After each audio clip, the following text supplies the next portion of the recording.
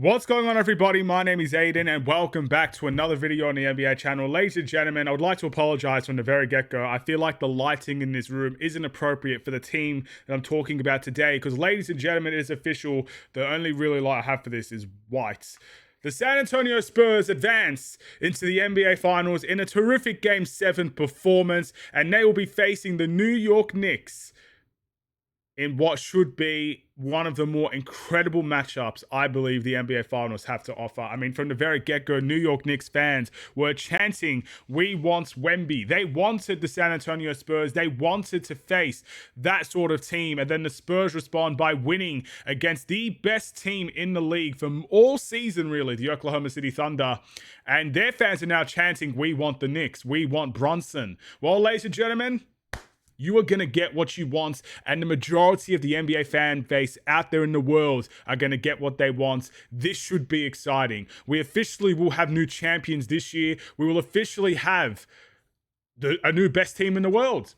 Because as much as the OKC Thunder dominated the regular season, they are not the best team in the world as they get eliminated in the Western Conference Finals. And I've got to say, if you're an Oklahoma City fan, you got to feel gutted on how your team performed in Game 7. Now, it wasn't a beatdown by any stretch of the imagination, but it was a very disappointing performance because some of the best guys that you have to offer did not show up to the table today. Whereas for the Spurs, they're rookies, Wemby, a whole bunch of players stepped up to the plate, realized the opportunity in front of them, and took away Game 7 on your home turf. I don't care if it's round 1 or the Western Conference Finals, you gotta feel gutted losing a Game 7 in your home turf. It's probably one of the worst feelings in basketball, I must imagine. So, in that regard, I feel sorry for the Oklahoma City Thunder, but in the end, I think a lot of people wanted the Spurs to win. And it's based purely on the fact that Oklahoma City Thunder are now just considered the biggest flop merchants in the league.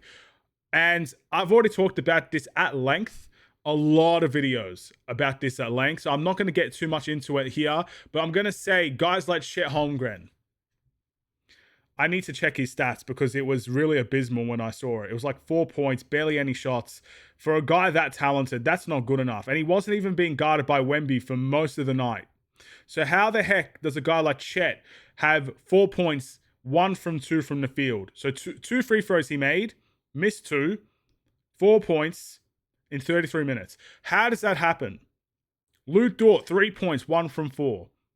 Isaiah Hartenstein, 7 points, 3 from 7. Other than that, a couple of other guys did step up to the plate. Wallace had 17. Shea was unbelievable. Williams had 11. He's more of a 3-and-D guy. McCain, 12 points, played quite well. Caruso, 3 from 14, not great. 12 points. Defensively was good, though.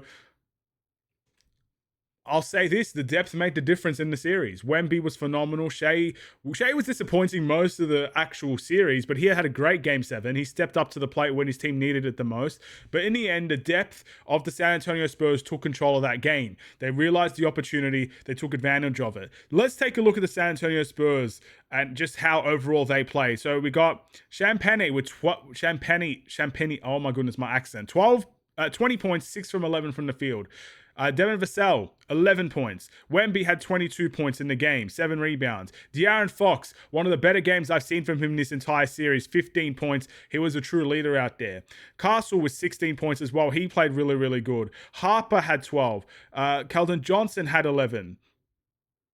Do you know what I mean? Like, it's just sitting here from the outside looking at it, but the San Antonio Spurs played more as a team, played more together, and had more people rise up to the occasion in a Game 7 than the reigning champions did. So it goes to show that it's not always about experience, it is about desperation.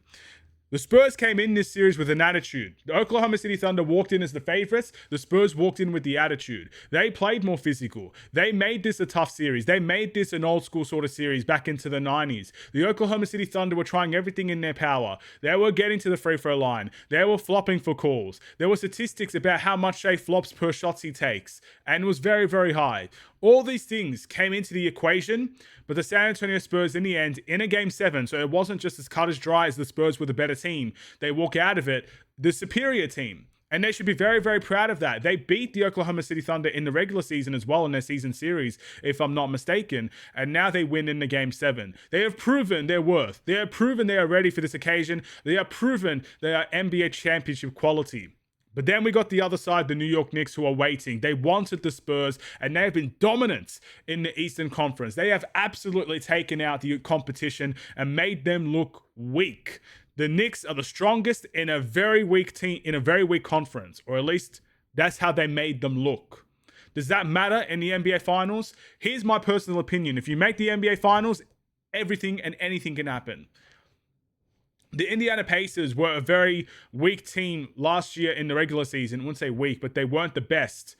But they went absolutely crazy in the playoffs, and they took the reigning champions in the Oklahoma City Thunder to Game 7 before they lost.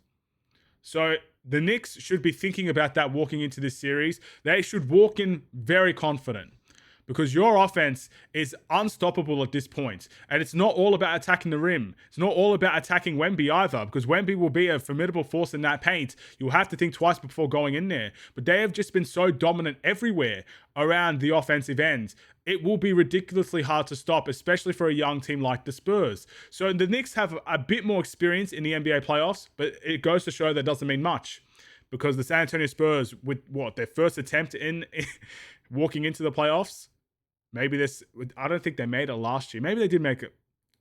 No, I don't think they made it last year. Anyway, you guys can let me know. They're walking right in there. First time in the NBA Finals. That's pretty crazy to me. And they deserve to be there. This will be a very balanced matchup. I really believe that. And I think it could go either way. In terms of a prediction, I will give that at a different date, but this is literally just going to be a video to congratulate the San Antonio Spurs. The most important thing I take away from this series is that the Spurs can adapt when they need to adapt.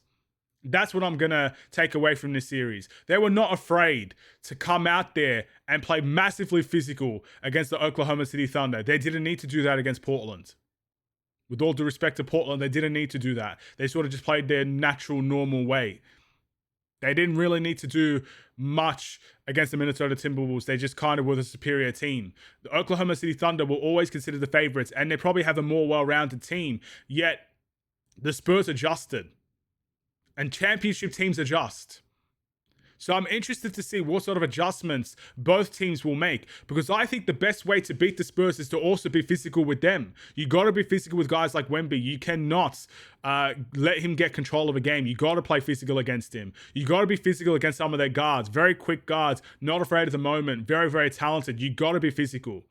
And with the Spurs, the best way to beat the Knicks is also to be physical. You can't let the Knicks get whatever they want on the offensive end. And that's what they've done. The Eastern Conference hasn't been as physical, clearly, because the Knicks get everything and anything they want. So you got to be physical. You got to make this an ugly series. The NBA Finals should be an absolute bloodbath. That's what I'm expecting. And I think the Spurs are more than capable to walk away with a championship here. And I think the Knicks will also feel very confident in that way. Congratulations to the San Antonio Spurs. Go and enjoy this moment. You got a few days before you got to rest up. Game 1 will be massive. The Knicks at least have the rest advantage. We'll see if that means anything on the big stage. And for the Oklahoma City Thunder, you got to lick your wounds. I don't think this is the last time we'll be seeing this series. So the Spurs may have the first laugh. They may walk away as the ultimate champions. But this series, this rivalry is far from over.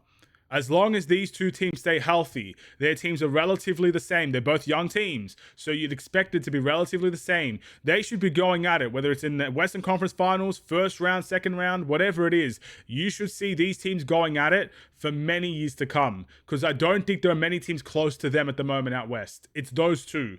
Those two are going to be the formidable rival, in my opinion, for many years to come. And I'm looking forward to it, because this was a blast from the past in many ways. Yes, it was frustrating, filled with flops, unbelievably bad calls, but it was also filled with physicality, trash talk, dirty plays. It felt like 90s basketballs in some ways, and in other ways, it felt like the most modern basketball you've ever seen.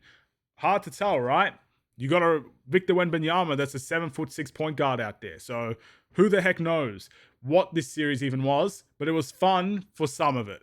And ultimately, most NBA fans will be happy with this result. I personally couldn't care less who won between the two teams. I just wanted a good series, and Game 7 always proves to be a good series. If Oklahoma City Thunder did walk away victorious here, I would not be as sad or salty as other people. But I do like new teams kind of getting the opportunity to fight for that championship. I like to see new teams win championships every year. I don't want it to be the same teams over and over and over again, unless it's the Bulls. But if it's not the Bulls, I'd rather see new champions every year. What do you guys think? Thank you for watching. See you in the next one. Stay safe, stay healthy, and stay tuned for more. Take care, and peace.